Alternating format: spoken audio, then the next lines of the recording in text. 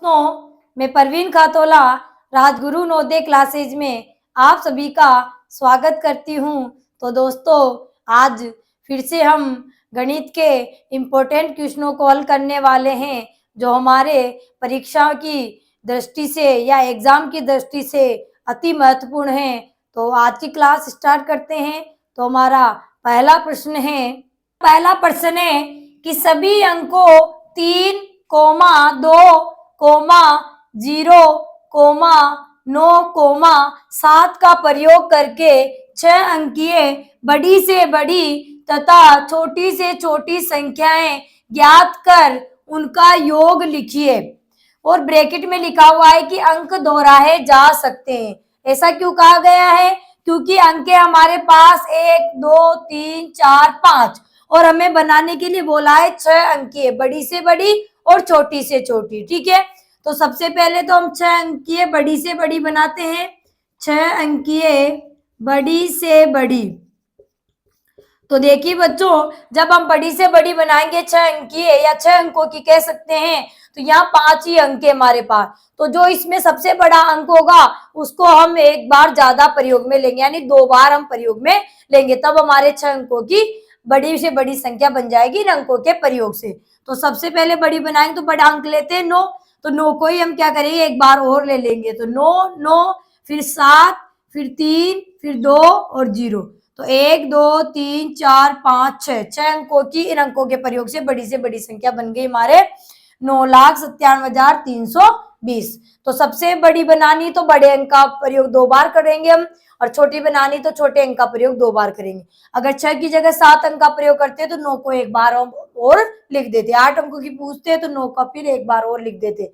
ठीक है, तो जितने अंकों की बनानी उतने अंकों के लिए हम क्या करेंगे, 9 का उतनी बार इस्तेमाल कर लेंगे। तो 5 अंक होते हैं, हमें 1 अंक की जरूरत थी तो 9 को एक बार और प्रयोग कर लेंगे। ठीक है, अब इन्हीं अंकों से हमें 6 अंकीय छोटी से छोटी संख्या बनानी, 6 अंकीय छोटी से छोटी। ठीक है, इन अंकों के प्रयोग से बनानी है। ठीक है, तो यहाँ पर छोटा अंक हमारे 0 है, तो पहले नंबर पे हम 0 को नहीं रख सकते, क्योंकि एक 0 को अगर आप सबसे आगे रखेंगे तो फिर संख्या का मान कम हो जाता है, वो 5 अंकों की रह जाएगी। ठीक है, तो 0 को हम क्या रखेंगे, सेकेंड नंबर पे रखेंगे। तो पहले 2 रखेंगे उससे बड़ा, फिर 0, और 0 को हम 2 बार प्रयोग करेंगे, क्योंकि हमारे पास 5 अंक में 6 अंकों की बनानी है छोटी छोटी। ठीक है, तो 0, 0, फिर 3, फिर 7 और फिर 9। ठीक है, और फिर क्या कहा गया है हमें कि इनको क्या करना है, जोड़ देना है, इनका योग कर देना है। योग का मतलब क्या होता है, जोड़ना है। ठीक है, जोड़ेंगे तो 0 में 9 जोड़े तो 9, 7 में 2 जोड़े तो 9, 3 में 3 जोड़े तो 6, 7 में 0 जोड़े तो 7, 9 में 0 जोड़े तो 9, और 9 और 2 कितने हो गए, 11। 9 और 2 कितने हो गए, 11। तो 11,97,499। तो हमारे क्या आ जाएगा, बी ऑप्शन हमारा बिल्कुल सही आ जाएगा। ठीक है, 11,97,499 बी हमारा क्या हो जाएगा, सही जवाब हो जाएगा। तो अगला प्रश्न है हमारा bracket 2 plus 3/10 plus 21/25 plus 5/1000 bracket का दशमलव समतुल्य है। जब हम इसको दशमलव बनाएंगे तो क्या हमारा आंसर आएगा, ये हमें पता लगाना है, यानी दशमलव में हमें इसको बदलना है। जो मैं ये भिन्न दे रखी थी एक पूर्ण संख्या, इनको जब जोड़ेंगे तो दशमलव में इसका मान क्या आएगा। तो हल करते हैं, 2 प्लस 3/10 प्लस 21/25 प्लस 5/1000। तो 2 पूर्ण संख्या, इसको भिन्न बनाएंगे तो बटा में हम 1 लिख सकते हैं। ठीक है, किसी भी संख्या को भिन्न बनाने के लिए उसके बटा में 1 लिख देंगे तो वो हमारी भिन्न बन जाएगी। ठीक है, अब यहाँ पर क्या है, इसका हर 1 है, इसका 10 है, इसका 25 है, इसका 1000 है। तो जब हम भिन्नों को जोड़ते हैं तो हरों को समान करते हैं, और हरों को समान करने के लिए हरों का लसन निकाला जाता है। तो 10, 25 और 1000 का जब हम लसन निकालेंगे तो हमारा कितना आएगा, 1000 आएगा। कितना आएगा, 1000। ठीक है, तो 1 का भाग 1000 में देंगे तो कितनी बार जाएगा, 1000 बार। और 1000 को जब हम अंश से यानी 2 से गुणा करेंगे तो हमारे आ जाएगा 2000। प्लस फिर 10 का भाग हम 1000 में देंगे तो 10 का भाग 1000 में जाएगा हमारे कितनी बार, 100 बार। और 100 को अंश से यानी 3 से गुणा करेंगे तो 300। प्लस 25 का भाग 1000 में देंगे तो 25 चौक 100 40 बार, और 40 को जब हम 21 से गुणा करेंगे तो 0, 4 एकम 4, 4 दूनी 8, 840। प्लस 1000 का भाग 1000 में देंगे तो 1 बार जाएगा, और 1 को अंश से गुणा करेंगे तो 5 एकम 5। अब जोड़ेंगे तो इकाई के अंकों को जोड़ते हैं तो 5 0 0 तो कितना हो गया 5। दाई के अंक जोड़ते हैं तो इसमें दाई नहीं है, दाई इसमें है 4 0 0 तो कितने हो गए 4। सैकड़े जोड़ते हैं तो सैकड़े में 8 8 और 3 कितने हो गए 11 और 11 में 0 जोड़े तो 11 11 के एक हासिल का 1। अब 1000 जोड़ते हैं तो 1000 इसमें ही है तो 2 में 1 जोड़े तो 3 तो 3145 बटा में 1000। ठीक है, अब नीचे कितने जीरो है 3 जीरो है तो 3 अंक में इकाई की तरफ छोड़कर दशमलव लगाने पड़ेंगे। तो यहाँ पर 1 2 और 3 तुम्हारा आ जाएगा 5 4 1 और दशमलव और फिर 3 तो 3.145 ये हमारा आंसर आ जाएगा इसका दशमलव समतुल्य में। तो सी हमारा क्या हो जाएगा, सही जवाब हो जाएगा 3.145। तो अगला प्रश्न है हमारा, प्रश्न है व्यंजक 7/10 7/10 माइनस 6/7 गुणा में बड़ा ब्रैकेट 2/3 प्लस 5/12 माइनस मझला ब्रैकेट 3/4 माइनस छोटा ब्रैकेट 3/2 माइनस 5/4 छोटा ब्रैकेट बंद मझला ब्रैकेट और बड़ा ब्रैकेट को सरल करने पर परिणाम आता है। इसका मतलब ये हमें व्यंजक दिया हुआ है तो इसको हम बोर्डमास के नियम से हल करेंगे। तो बोर्डमास के नियम से बच्चों सबसे पहले हम ब्रैकेट हल करते हैं और ब्रैकेट में भी हम सबसे पहले रेखीय ब्रैकेट को हल करते हैं यानी रेखीय कोष्टक को हल करते हैं। तो रेखीय कोष्टक इसमें नहीं है, इसमें छोटा है मझला है बड़ा है तो सबसे पहले छोटा फिर मझला और फिर बड़े को करेंगे और फिर किसको करते हैं का को, का इसमें नहीं है, फिर भाग फिर गुणा फिर जोड़ और फिर बाकी हम बोर्डमास के नियम से हल करते हैं। ठीक है, तो शुरू करते हैं। तो यहाँ पर लिख देते हैं पहले 7/10 माइनस 6/7 गुणा में बड़ा ब्रैकेट 2/3 प्लस 5/12 माइनस मझला ब्रैकेट 3/4 माइनस छोटा ब्रैकेट 3/2 माइनस 5/4 छोटा ब्रैकेट मझला और फिर बड़ा। तो सबसे पहले छोटा हल करेंगे तो जो पहले इसके आगे लिखी हुई है उनको तो हम ऐसे के ऐसे ही उतार देंगे। ठीक है, तो सबसे पहले हम छोटा ब्रैकेट हल करेंगे तो 7/10 माइनस 6/7 गुणा में बड़ा ब्रैकेट 2/3 प्लस 5/12 मझला ब्रैकेट 3/4 माइनस। अब हमें छोटा ब्रैकेट हल करना है तो छोटे ब्रैकेट में देखिए 3/2 में से 5/4 घटाने हैं तो दोनों के हर असमान है, दोनों के हर असमान है तो हरों को समान करेंगे तो 2 और 4 का लसर लेंगे तो कितना आएगा 4।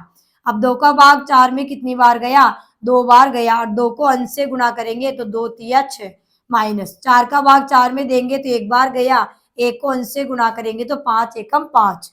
छोटा ब्रैकेट अभी लगा देंगे क्योंकि पूरा हल नहीं हुआ है और मझला और फिर बड़ा। तो आगे हल करते हैं तो 7/10 माइनस 6/7 गुणा में बड़ा ब्रैकेट 2/3 प्लस 5/12 माइनस मझला ब्रैकेट 3/4 माइनस तो 6 में से 5 गए तो 1 तो आ गया 1/4। अब छोटा ब्रैकेट खत्म हो गया, कंप्लीट हल हो गया तो मझला और बड़ा रह गया। तो अब किसको हल करेंगे मझले वाले को। मझले में क्या है 3/4 में से 1/4 हमें घटाना है। ठीक है, तो आगे जो लिखा था उसको सेम ऐसे ही लिख देंगे 7/10 माइनस 6/7 गुणा में बड़ा ब्रैकेट 2/3 प्लस 5/12 माइनस। अब देखिए दोनों के हर समान है तो जब हर समान होते हैं तो अंश हमारे क्या हो जाते हैं घट जाते हैं। तो यहाँ पर 4 है तो वो 4 आ जाएगा नीचे और 3 में से 1 गया तो 2 यानी 2/4। अब मझला ब्रैकेट हमारा खत्म हो गया, कंप्लीट हल हो गया तो अब बड़ा ब्रैकेट रह गया। बड़े ब्रैकेट को हल करेंगे तो देखिए 7/10 माइनस 6/7 गुणा में मझले ब्रैकेट में है 2/3 प्लस 5/12 माइनस 2/4। तो तीनों को जोड़ और बाकी भिन्न में जोड़ और बाकी दे रखे तो इनको तीनों को हम एक साथ भी हल कर सकते हैं। तो 3 12 और 4 इनका लसा आ जाएगा हमारे 12। तो 3 का भाग 12 में कितनी बार गया 3 चौक 12 और 4 को अंश से गुणा करें तो 4 दूनी 8 प्लस 12 का भाग हर में यानी लसाव में कितनी बार गया 1 बार तो 1 को 5 से गुणा किया तो 5 एकम 5 माइनस 4 का भाग 12 में 4 3 12 3 बार 3 को अंश से यानी 2 से गुणा किया 3 दूनी 6। अभी हल नहीं हुआ इसलिए बड़ा ब्रैकेट लगा देंगे। ठीक है, आगे करते हैं तो देखिए इधर कर रहे हैं तो क्या हो जाएगा 7/10 माइनस 6/7 गुणा में फिर देखिए 8 प्लस का है, 5 भी प्लस का है, तो प्लस प्लस जुड़ जाते हैं, तो 8 और 5 कितने हो गए 13, और 13 में से 6 गए तो कितने बच गए 7 बच गए। ठीक है, तो 7 बटा में 12, तो बड़ा ब्रैकेट में क्या आ गया 7 बटा में 12। ठीक है, तो बड़ा ब्रैकेट भी हमारा कंप्लीट हो गया। अब हमारे दे रखे माइनस और गुणा, तो पहले गुणा और बाकी में से किसको हल करेंगे, गुणा को, तो गुणा की ये दोनों है तो इनको हल करेंगे पहले। ठीक है, तो 7 बटा में 10 माइनस इन दोनों को हल करते हैं, तो 7 से 7 एकम 7, 7 एकम 7, 6 से 6 एकम 6, 6 दूनी 12, तो ऊपर तो आ गया 1 एकम 1 और नीचे आ गया 2 एकम 2। अब 7 बटा 10 में से 1 बटा 2 घटाएंगे, तो 10 और 2 का लसा आ गया 10, 10 का भाग 10 में एक बार, तो 1 को अंश से गुणा किया तो 7 एकम 7, माइनस 2 का भाग 10 में देंगे तो 5 बार जाएगा, तो 5 एकम 5, तो 7 में से 5 गए तो 2 बटा में 10, कट रहे हैं 2 से, तो 2 एकम 2 और 2 से कट गया 5 बार, तो क्या आ गया हमारे 1 बटा में 5, क्या आ गया 1 बटा में 5। तो इस व्यंजक को जब हल किया तो हमारा क्या आ गया 1 बटा में 5, तो बोडमास के नियम से इसका आंसर आ जाएगा 1 बटा में 5। तब इन व्यंजक को पूरा हल करेंगे तो परिणाम क्या आएगा 1 बटा में 5, तो बी हमारा क्या हो जाएगा सही जवाब हो जाएगा। तो अगला प्रश्न है हमारा संख्याओं 10 से 34 के बीच आने वाली अभाज्य संख्याओं की कुल संख्या का प्रतिशत ज्ञात कीजिए। ठीक है, यानी 10 से 34 के बीच आने वाली अभाज्य संख्याओं का हमें प्रतिशत निकालना है। कुल संख्याओं में से केवल अभाज्य संख्याओं का प्रतिशत हमें निकालना है। अभाज्य संख्याओं की कुल संख्या का प्रतिशत ज्ञात कीजिए। ठीक है, तो अभाज्य संख्याएं हम लिखेंगे, तो 10 से 34 के बीच अभाज्य संख्या कौन सी होगी, तो अभाज्य संख्या बराबर होगी 10 से 34 के बीच 11, 13, 17, 19, 23, 29, 31। ठीक है, ये हमारी क्या होगी अभाज्य 11, 13, 17, 19, 23, 29 और 31। ठीक है, ये हमारी क्या हो जाएगी 7 अभाज्य संख्या हो जाएगी, 1 2 3 4 5 6 7। ठीक है, 10 से 34 के बीच 7 अभाज्य संख्या। अभाज्य संख्या किसे कहते हैं, जिस संख्या में एक और स्वयं का ही भाग जाता है उसे हम अभाज्य संख्या कहते हैं। तो 7 हमारी अभाज्य संख्या हो गई, और कुल संख्या कितनी हो गई, कुल संख्या 10 से 34 के बीच कितनी संख्या होगी, मतलब 10 से लेकर 34 तक कुल कितनी संख्या हो गई 25। कितनी हो गई 25। अब उसमें से हमें क्या निकालना है अभाज्य संख्याओं का प्रतिशत। तो अभाज्य संख्याओं का प्रतिशत, अभाज्य संख्याओं का प्रतिशत बराबर, तो अभाज्य संख्याओं का प्रतिशत, अभाज्य संख्या कितनी 7, तो जिसका प्रतिशत निकालते ऊपर कुल संख्या कितनी 25 में से 10 से 34 तक 25 हो गई। ठीक है, और गुणा में प्रतिशत का 100 प्रतिशत निकालना है, यानी गुणा में 100, तो 25 एकम 25, 25 चौक 100, तो 7 को 4 से गुणा किया तो 7 चौक 28 और प्रतिशत का निशान, यानी 28% संख्याएं क्या होगी अभाज्य होगी, यानी 28% आ जाएगा अभाज्य संख्याओं का प्रतिशत। तो ए हमारा क्या हो जाएगा सही जवाब हो जाएगा। तो अगला प्रश्न है हमारा, प्रश्न है वह बड़ी से बड़ी संख्या ज्ञात कीजिए जिससे 37, 58 तथा 86 को विभाजित करने पर सदा 2 शेष बचे।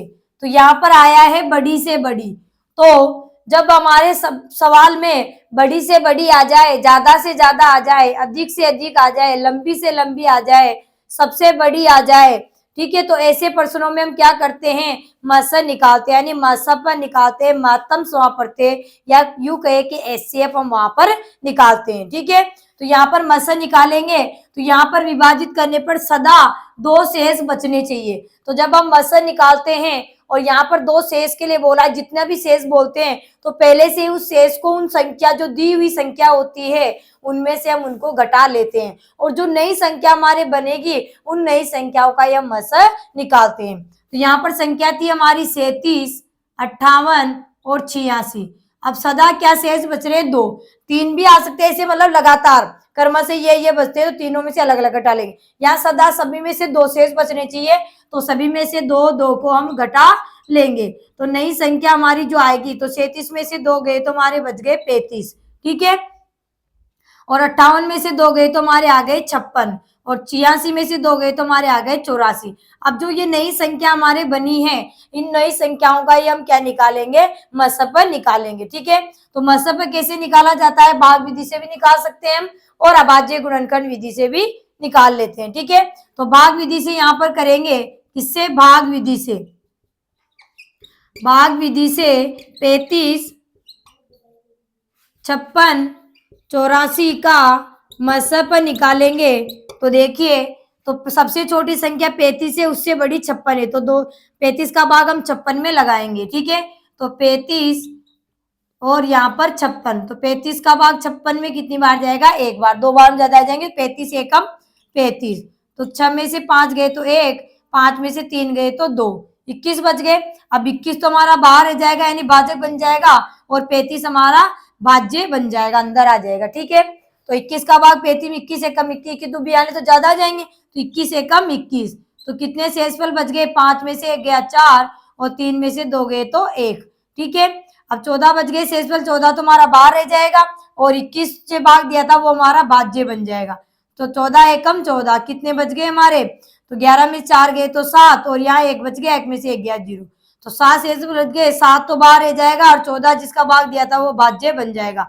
तो 7 दूनी 14, कब तक करते हैं, जब तक कि शेषफल 0 0 नहीं आते हैं। ठीक है, तो यहाँ पर देखिए हमारे 7 का भाग 2 बार दिया तो 14 आ गए, 14 कितने बच गए, शेषफल 0 0, तो जिसका भाग देने पर शेषफल 0 0 आया है, उस लास्ट भाज्य का भाग हम अगली संख्या में देंगे। तो अगली संख्या है हमारे 84, तो 7 का भाग हम 84 में लगाएंगे, तो 7 एकम 7, कितने शेषफल बच गए, 1, आगे उतारे 4, तो 7 दूनी 14, कितने बच गए, 0 0, तो 7 का भाग देने पर शेषफल 0 0 आया है, तो यही हमारा क्या हो जाएगा, मसप, यानी लास्ट वाला जो भाजक होगा वही हमारा मसप आ जाएगा। तो वो संख्या क्या होगी, बड़ी से बड़ी संख्या 7 होगी, जिसमें 36, 37, 58, 84, 86, 37, 58 और 86 को विभाजित करेंगे तो हमेशा सदा क्या बचेंगे, हमारे 2 शेषफल बचेंगे। ठीक है, तो हमारा सही ऑप्शन हो जाएगा सी नंबर, यानी 7 हमारा सही आंसर आ जाएगा। ठीक है,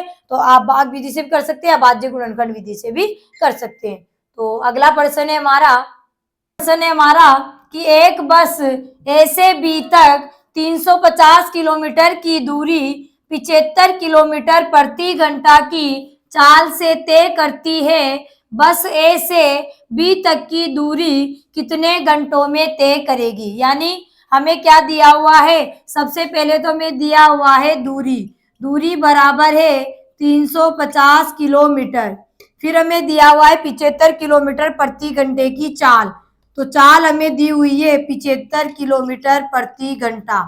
तो चाल, दूरी और समय में हम 3 ही बातें पढ़ते हैं, चाल, दूरी और समय। दूरी हमें दी हुई, चाल हमें दी हुई, हमें समय पूछा है वो भी घंटों में तय करेगी, यानी घंटे में निकालना है। तो इकाइयां देख लेते हैं, दूरी किलोमीटर में है और चाल भी हमारी किलोमीटर में चल रही है, तो दोनों समान है। और समय हमारा चाल में घंटा है और हमारा भी समय घंटे में लाना है, इसका मतलब किसी को बदलने की जरूरत नहीं है। ठीक है, हमें क्या निकालना है, समय।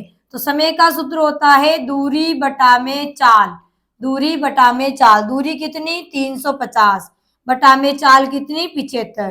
ठीक है, 5 से काट लेते हैं, 5 एकम 5, 2 बज गए 25 हो गए, 5 25, 5 से 5 7 35, भाग टूट गई 0 70 बार।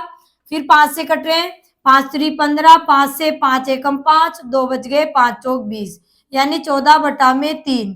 तो मिश्र भिन्न में बना लेंगे, 3 से 3 चौक 12 और 2 शेषफल बच गए, तो 4 से ही 2 बटा में 3, और क्या आएगा, चाल घंटे में तो हमारा समय क्या जाएगा, घंटा। ठीक है, तो 4 से ही 2 बटा 3 घंटे में वो इस दूरी को तय कर लेगी।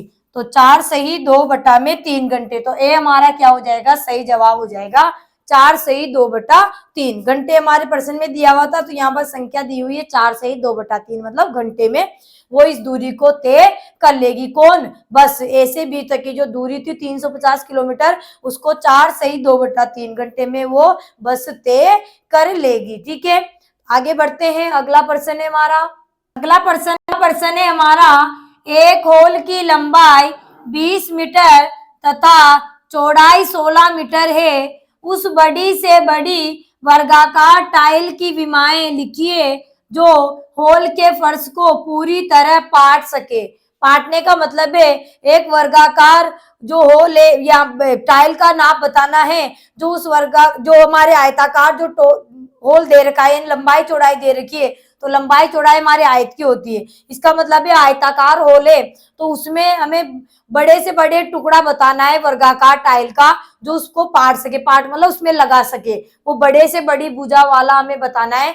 विमाएं, विमाएं का मतलब है भुजा वाला, क्योंकि वर्गाकार बताना है तो वर्ग की तो भुजाएं होती है, लंबाई चौड़ाई दोनों ही भुजा भुजा होती है, क्योंकि वर्ग की चारों भुजाएं बराबर होती है तो लंबाई भी भुजा और चौड़ाई भी भुजा। ठीक है, तो वो विमाएं क्या होगी। ठीक है, तो वो बताना है हमें कि कौन सी विमाओं वाला हमारे वर्गाकार टाइल उस होल को पाट सकेगी, यानी पूरी पूरे उसमें बिछाई जाएगी, उसकी भुजा आपको बतानी है। ठीक है, भुजाएं बतानी है। तो यहाँ पर देखिए होल की लंबाई चौड़ाई दी हुई, बड़ी से बड़ी पूछा है, तो बड़ी से बड़ी जहां पर आ जाता है तो वहां हम क्या निकालते हैं, मसप निकालते हैं। तो यहाँ पर 20 और 16 का हम क्या निकालेंगे, 20 और 16 का मसप हम निकालेंगे, यानी महत्तम समापत्ति। तो भाग विधि से निकालते हैं तो छोटी संख्या 16 है और बड़ी संख्या 20 है, तो 16 का भाग किस में लगा देंगे, 20 में लगा देंगे। तो 16 एकम 16 कितने बच गए हमारे, 4। 4 हमारा बाहर रह जाएगा, 16 भाज्यता वो भाज्य बन जाएगा, तो 4 चौक 16, यानी 4 बार भाग देने पर 0 0 आया। तो 4 हमारा लास्ट भाज्यता, तो 4 ही हमारा क्या आ गया, इसका मसा आ गया। तो मसा का मतलब है 4 मीटर की हमारी भुजा, 4 मीटर भुजा वाली वर्गाकार टाइल वहां पर लगानी पड़ेगी। तो इसका मतलब है कि उसकी भुजाएं लंबाई चौड़ाई क्या हो जाएगी, तो 4 मीटर भुजा वाला वो वर्गाकार टाइल लगाएंगे, तो इसकी भुजाई ये 4 है, तो ये भी 4, ये भी 4, ये भी 4 होगी। ठीक है, तो 4 गुणा में 4 यानी 4 बाई 4, यानी 4 गुणा में 4 मीटर वाली भुजा उसमें लगानी पड़ेगी, इस तरीके की, जो उस होल को पूरी पूरी तरह से पाट सकेगी। ठीक है, तो क्या आ जाएगा, 4 गुणा में 4, तो बी हमारा क्या हो जाएगा, सही जवाब हो जाएगा कि 4 गुणा में 4 भुजा वाली, विमाएं वाली कह सकते हैं, भुजाएं वाली कह सकते हैं, वर्गाकार टाइल उस होल को पूरी पूरी तरह से पाट लेगी, यानी ढक लेगी। तो 4 गुणा में 4 आ जाएगा। ठीक है, तो बी हमारा क्या हो जाएगा, सही जवाब हो जाएगा। तो अगला प्रश्न है हमारा चावल 50 रुपए प्रति किलोग्राम से मिलता है। प्रति किलोग्राम का मतलब 1 किलोग्राम चावल 50 रुपए में मिलते हैं या आते हैं। ठीक है, एक स्टोर ने चावल पर 10% बट्टा देना आरंभ कर दिया। तो बट्टे का मतलब होता है छूट देना, डिस्काउंट कर देना। ठीक है, 10% की छूट दे रहा है, बट्टा देना आरंभ कर दिया, तो 202.50 रुपये में कितना किलोग्राम चावल मिलेगा। ठीक है, तो पहले तो हम ये निकालते कि 1 किलो चावल जब छूट दिए जाएगी तब कितने रुपए के मिलेंगे। तो यहाँ पर छूट हमें दी हुई, यानी बट्टा दिया हुआ है, बट्टा बराबर है 10%, तो बट्टा कितना मिला है, यानी छूट कितने रुपए की मिली है, तो हम निकालेंगे, तो 50 का 10% निकालेंगे, क्योंकि 50 से प्रति किलोग्राम मिल रहा है ना, तो 50 का मतलब गुणा 10% के नीचे 100, 1 जीरो से 1 जीरो कट गया, 1 जीरो से 1 जीरो, यानी 5 रुपए की छूट मिल रही है। इसका मतलब 1 किलोग्राम चावल कितने का आएगा, तो 1 किलोग्राम चावल का मूल्य बराबर कितना हो जाएगा, पहले 50 का आता था, तो 50 में से 5 गए तो 45 रुपए में आएगा। पहले कितने का मिलता था चावल, 50 रुपए प्रति किलोग्राम, तो हमने बट्टा निकाला तो हमें पता चला कि 5 रुपए का बट्टा दिया जा रहा है, यानी छूट दी जा रही है। तो 1 किलोग्राम चावल जो 50 का आता था, 5 रुपए अब कम हो गए हैं, तो अब कितने का मिलेगा, 45 रुपए का। लेकिन हमें चावल लेने हमें रुपए दिए हुए हैं कि 202.50 रुपए में कितने चावल आएंगे। तो एक एक नियम हम यहाँ लगा देंगे, तो हम लिखेंगे कि चूंकि 45 रुपये में 45 रुपये में चावल आते हैं, 45 रुपए में चावल आते हैं बराबर कितने, 1 किलोग्राम। ठीक है, इसलिए यहाँ से हम 1 रुपए का निकाल लेंगे कि 1 रुपये में चावल आएंगे, तो 1 रुपए में हमारे कम चावल आएंगे, यानी 1 बटा में 45 किलोग्राम।